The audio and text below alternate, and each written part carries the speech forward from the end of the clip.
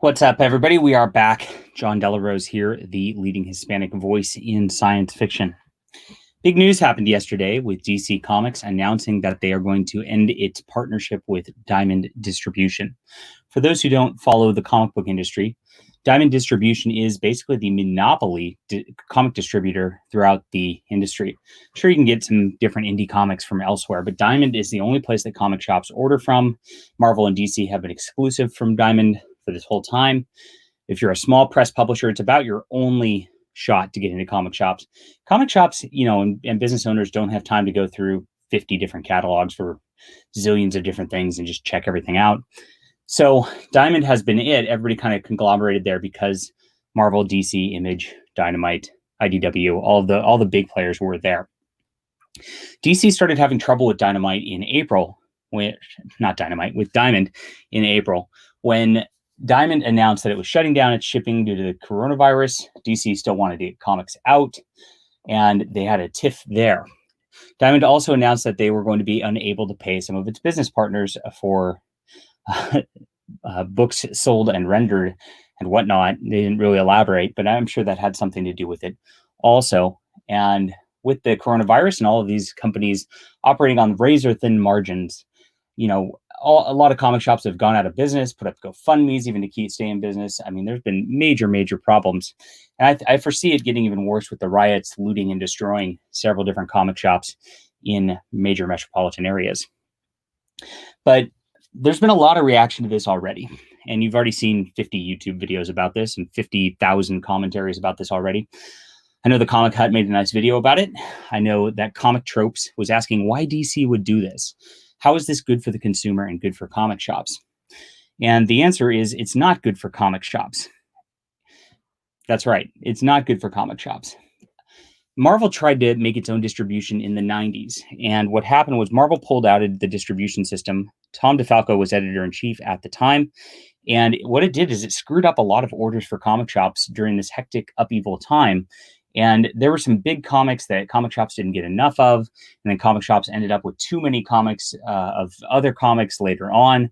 And it was a huge cluster. And what happened was orders went way down because Marvel wasn't good at distributing its own books. And a lot of comic shops went out of business. The comic shop never really recovered from that event. The model didn't. We're seeing a similar crisis right now, and I don't think DC is going to have similar problems to Marvel in the 90s. I don't really believe in that history repeats itself mantra, because every situation is always different. What DC is doing at this juncture, though, is not good for comic shops. What they're doing is setting up a distribution network so that they can survive the post-comic shop business model. And what we're going to see is that comic shops are going to continue to dwindle. All retail is going to continue to dwindle at this point. People are not going to go back into stores over and over after the COVID situation. People are not going to be opening new businesses in major metropolitan areas where they can just get their entire inventory destroyed because somebody wants to make a, quote, political point. We are going to be in an era where online sales are going to be it. We're already there. We're getting to the point where Amazon and Instacart and home grocery deliveries are a thing. Nobody's leaving their house to go to the stores anymore, which means specialty shops really are going to be in trouble as their destination locations where people hopefully, is the theory is people drive down the street, they see a comic shop, they bring their kid there, they buy some comics. That's not going to happen nearly as much anymore, and DC knows this. Sales have already been in the tanks for years and years and years. Comic shops keep going under, and there's going to be a breaking point where there's not enough comic shops to service the comic industry. DC is going to have to move their model to the DC app, which they've done, and I've done a review of their app, to Comixology, to Amazon, and other online marketers in order to survive and keep their line going. And that's where the customer base is going to continue to go.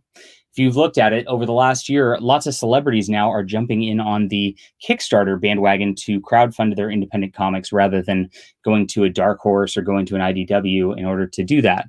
We've seen that a lot of these books have failed. I've looked at the sales for a great book, and this has nothing to do with quality, as I keep telling everybody. Outer Darkness from Image was John Layman's brainchild, and it was one of the best books of the last 5 years, hands down. I want to read it over and over again. I thought it was great, but the sales really just weren't there to even make money for the company, let alone kick anything back to the creators at that point. And part of it is due to this whole distribution model where you have to print something for 30 cents. You have to then sell it to Diamond for 60 cents or a dollar or whatever. Diamond then sells it to comic shops for $2, and comic shops then sell it for $4. So the only thing you're making profit wise is about 20, 30 cents an issue on each issue. And when you sell 4,000 of them, you're only making like $1,000. That's not going to keep an American artist and writer in business when they have to split those and have to pay for coloring and have to pay for other things. It's going to be a model that just does not pay a living wage. And so that's where we're at for independent comic books. And independent comic books have been reliant only on this Diamond distribution for a long time. But in this also modern age, you can just publish yourself very easily. I do this every month.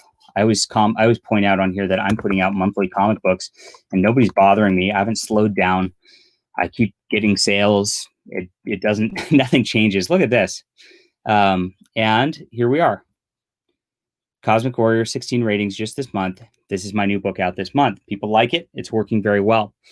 And we're going to see more of this. And we're going to see DC set up and primed to do this. And that's why DC is doing this sort of thing. What it's going to do for people like me, though, is once DC and Marvel inevitably go to this model and start kickstarting all their books and start putting all their books up on Amazon and Comixology directly, is this going to make it harder to compete? Because right now, this is the Wild West. There's nobody who has professional books just putting them directly to Amazon monthly like I am. I'm about the only person doing this. And of course, I have to also credit Archaven Comics, who does this as well. They gave me the idea to begin with, and thank you. You guys are the best.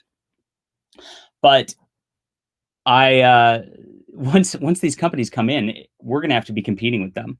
And since the Marvel and DC fanboy comic book market is all just about like, I got to buy my brand and not actually about checking out interesting new quality books, it's going to make it really difficult for indies again. But DC is going to be primed to be there. They're the first of the big companies that are going to be primed to be there. And this is what they're intending on doing. It's a good move for their corporation. It's a good move for their future. Poor comic shops, you're going to be out of luck. And if you look at what DC's other moves, where they've gone digital only for books like The Terrifics or books like Supergirl over the last couple months, they are definitely pushing forward in this direction and going quickly.